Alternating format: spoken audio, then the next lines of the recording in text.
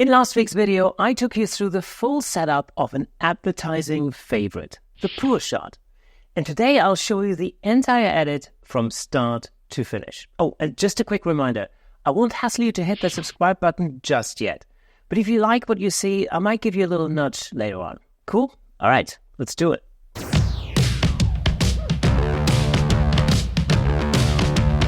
Hi everybody, I'm Kirsten Nuts and you're watching Platypod TV, brought to you by Platypod, where innovation never sleeps.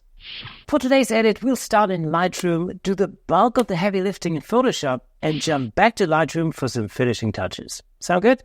Okay, let's go. Okay, we're going to start off in Lightroom, and I've already prepared the 4 shots that we're going to need in order to composite the whole thing together. So let's have a look at those. So our first shot right here, that's our base plate. Basically, that's our background with the green vignette and the hotspot and everything else. Then that's our second shot, and we're going to call that the beer glow shot because that's the shot that we're going to use to composite this beer glass onto our background. So that'll be nice and bright and glowy. And then here we have our bottle glow shot. So that is the shot that we're going to use to create a nice glow inside of the bottle, and we're also going to use that for the label.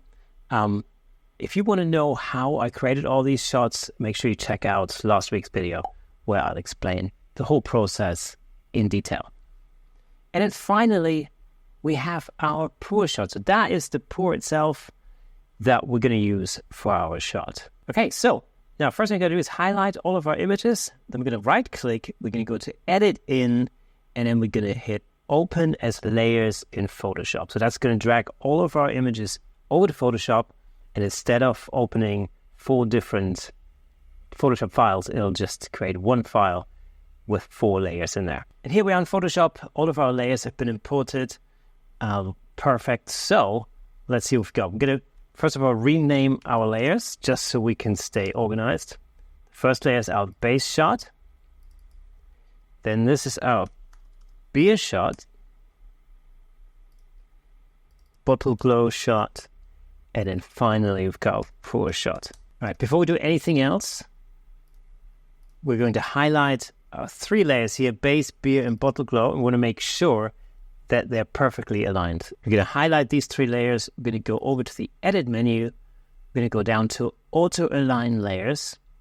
We're going to leave it set to auto. We're going to hit OK and let Photoshop do its magic. And now, in theory, these 3 layers should be perfectly aligned, and that's exactly what's happening. Okay, now we can see there must have been a little bit of camera shake because our crop's a bit out. That's normal. So we're just going to use the crop tool. We're just going to crop in a little bit. We're going to recrop this at the very end in Lightroom anyway, so we don't have to necessarily be that accurate with this. So we're just going to crop that back a little bit and call that good. So before we do anything else, we're going to reorder our layers. And the way we're going to do it, we're going to put our pour layer on the top. Then that's followed by our bottle glow layer. Then we have our beer layer next, and then our base layer at the bottom. We're going to turn all the other layers off. And the first thing we do really is tidy up the background a little bit. We can use a variety of different tools for that. I'm going to use the spot healing brush tool, and I'm just going to go and fix some of these bits of dust here. There's some sensor spots as well, and we're just going to speed up this process. Okay, that's clean enough. We don't have to worry about the edges here because we're going to crop that down later anyway. So for now, we're going to call that good. Okay, so the first thing we're going to do is we're going to bring in our Moretti glass with that nice glow from where it's lit from behind. And for that, we're going to go and we're going to choose the object selection tool. We're going to click on our glass, and that should create a pretty decent selection. And that's actually looking pretty damn good. So next, we're going to head to the select menu. We're going to go to modify. We're going to go to contract, and we're going to punch in about 5 pixels. That should do the trick. So we've basically contracted the selection a little bit because we want that nice green sort of shine from the background to reflect on the glass, and that's going to do exactly that. Okay, so now we're going to hit the mask button down here. I'm going to create a mask, and to me, that looks pretty amazing. I think I'm happy with that. Okay, next up, we're going to deal with the bottle glow. So we're going to turn on our bottle glow layer. But before we do anything else, we're just going to duplicate that. And we're going to call our copy label. So we're going to need that later on. But for now, we're just going to deal with the bottle glow layer itself. Now, we want to bring this bottle glow into our image.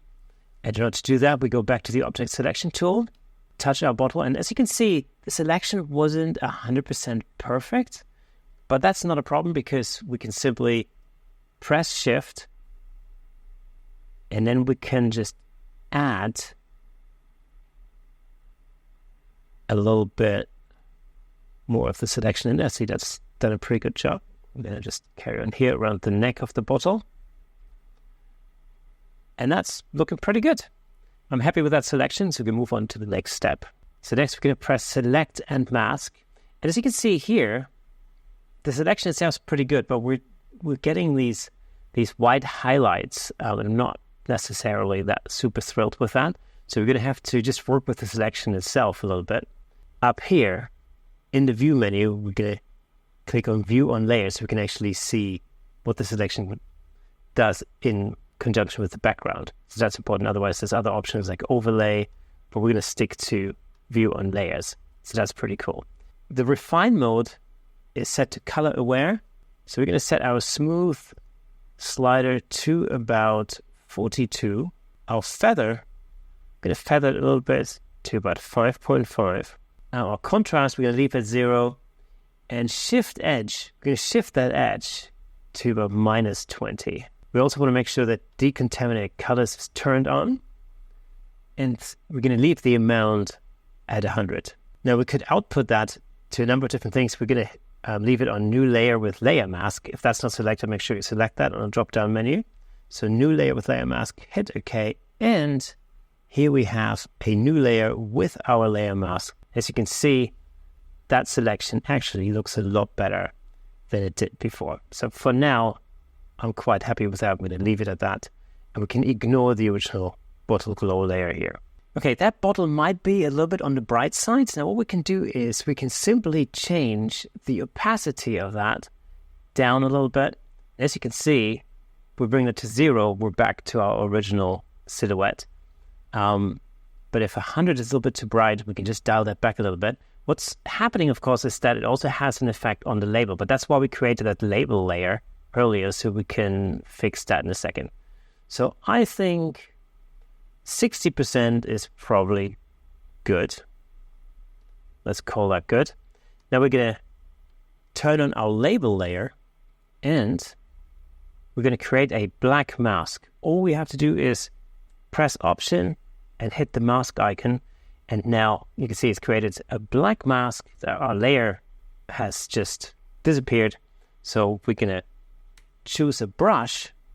We're going to make sure that we have a white color on the brush. And what's going to happen now is as we brush in, we're going to reveal the label underneath. But before we do that, make sure that your opacity is set to 100, flow to about 30. That gives us a little bit more control. 30, 31, that should do it. And now we can use a soft brush to just brush our label, or paint our label back in. And I would say set the hardness on your brush to 0. And in that way, you can just brush that in. And if you go a little bit too far, no problem. Hit X. That will select a black brush. And you can then just brush your mask back in. Absolutely no problem. So if you go wrong with this, you can just fix that really easily. Okay, and we're also going to take care of that label here on the bottleneck.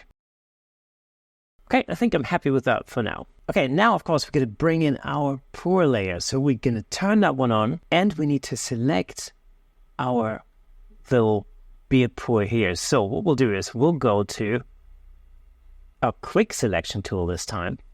And what we're going to do is we're just going to brush over our pour and we just let Photoshop make a selection. And again, if it goes a little bit too far, we can just fix that really quite easily. Okay, that's not perfect, but it won't really matter that much, and I'm going to show you why in just a second. So we're going to create a mask. And as you can see, that doesn't look very good at all at this point. We've got some white bits in here. The pour doesn't really line up with the bottle. We're going to fix all of that. And the first thing we're going to do is we're going to change the blending mode. And we're going to pick darker color. So if you look at that now, you can see that actually all the white bits have gone. We're getting a pretty clear, pretty clean pour. So that's our first step. Next, we're simply going to drag this layer into position. So I'm just going to use our move tool and we're going to bring that into position so that it looks like it's more or less coming out of our bottle. So for now, I'm going to call that good. Now you can see we have some overspill here. We're going to get rid of that in a second. But also, I want to make sure that that pours into more of the center of the glass. I'm going to show you how to do that next. And in order to do that, we go back to our pour layer. We're going to highlight our layer mask. And we're going to right-click on that. And we're going to choose Apply Layer Mask because I want to merge the actual image with the mask. So all I'm getting now is the actual pour itself. And in order to adjust the position, we're going to go to our filter menu and we're going to choose Liquify. Now, Liquify allows us to move that around. Now, a few little tips here. Set your opacity to about 10%, 15%, something like that. And now we can just simply move our pour over just so that it hits our glass a little bit more in the center. That looks much better.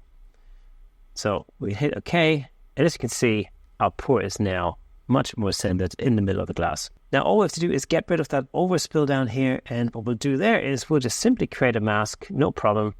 We're going to choose a brush, and we're going to make sure that our brush color is set to black. And now we're going to change our flow to 100%, and what we can do is just simply brush that out. So we're just simply masking that overspill out.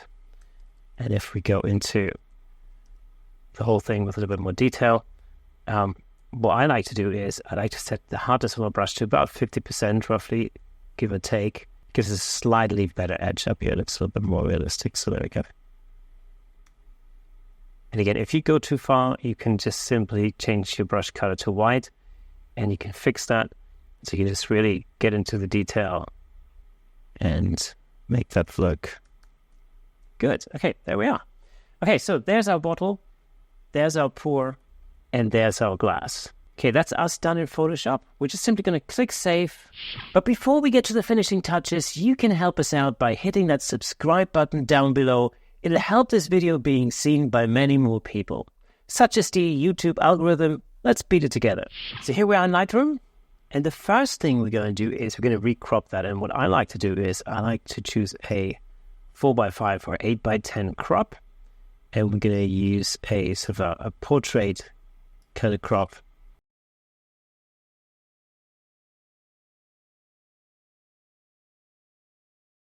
Okay, let's do some basic adjustments. The first thing we're going to do is we're just going to bring the highlights to, well, I'm going to take them down to about -48. I think that looks good. We're going to bring our shadows up. We just want to reveal a little bit more of our shadows. We're going to bring that up all the way to +50. We're just going to stretch that out a little bit. The whites, I think, going to bring that up as well, maybe to about +13. That's pretty good. And our blacks, I'm pretty happy with our blacks, but maybe I'm just going to take them down a tiny little bit to about -3. I think that gives us a little bit more contrast, so that looks good to me. I also like to add a little bit of clarify, and I don't want to go too over the top, generally speaking, but about, where are we? About 13 sounds good. Tiny little bit of dehaze, maybe +3. That looks good. Because we've added some clarity, I want to smoothen out the background a little bit, and that's really easy to do. We create a mask. We're just going to press background. It's going to create a pretty good background mask. And what I like to do is I like to go down to clarity and basically zero it out completely. And you can immediately see how much smoother that background becomes straight away. See, if we went all the way, went crazy over the top, would end up with a lot of texture in there. I don't like that at all. I like that really quite smooth. So we're just going to take that clarity down. You could even take the dehaze down as well a little bit, but you can see the effect that it has. It actually brightens up our background quite a bit. It does make it smoother. So I'm just going to take the exposure down just a touch. And actually, that looks pretty good to me. That's a pretty smooth background. I like the way that looks and feels. Beautiful. Okay, but I'm going to create a new mask, and this time I'm going to select the subject. Now that's selected, our glass and the bottle. I really only want to brighten the glass up a little bit and not so much the bottle. So in order to do that, I'm going to click Subtract. I'm going to choose a brush, and I'm going to make sure that flow is set to 100, density is set to 100. And now I'm just going to brush out the mask over the bottle and over the pour here, because I don't really want that to be affected by my adjustments. I really just want the glass only to be affected. I'm going to just bring the glass out. I'm going to make that glow a little bit. Just bring the exposure up a touch to about 0.5. I think that's now really popping. That's really, I don't know, looks good. I'm thirsty. Very thirsty. Okay, now I'm going to create a new mask. And this is going to be just a brush by itself. And I'm going to just turn the exposure up quite a bit just so I can see what I'm doing. And I'm just going to brush in that label on the bottleneck a bit. And this is slightly over the top, but that's fine. It's just so I can see what I'm doing. So now that I've basically created my selection with the brush, I can now use the exposure slider to just bring that to where I want it to be. I think, I don't know, 0.68 looks good. Let me know what you think, but I think that's okay. All right, we're going to go back to our main menu, and I like to add a vignette at the end. It's something I do very often, and I quite like it. So there you go. Going to bring a vignette in, maybe -20. I don't know. That'll do the trick. That looks good. Okay.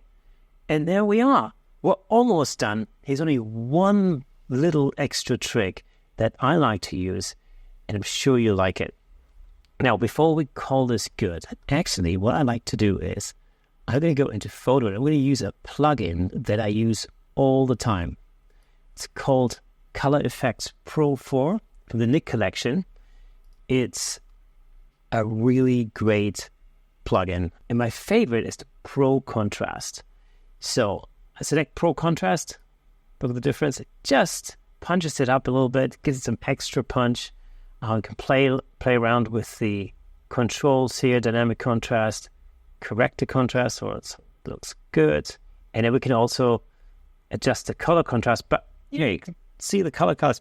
If you ever go too far, that has some weird effect on it, so let's not do that. Maybe a little bit. I think that's good. Okay, I'm going to save that. And here we are with our finished shot. I'm really happy with it. Let me know what you think in the comments down below. And there you have it, folks. I hope this video gave you some ideas and inspired you to create your own pour shots at home. Now, if you want to learn more about photography, check out my podcast, the Camera Shake Podcast, where I've talked to pros like Freddie Clark in detail about how they create their amazing images.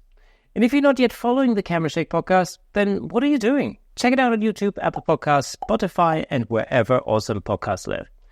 Now, you'll find all the links in the description. As always, take a snapshot of your setup or share your final shots on Instagram.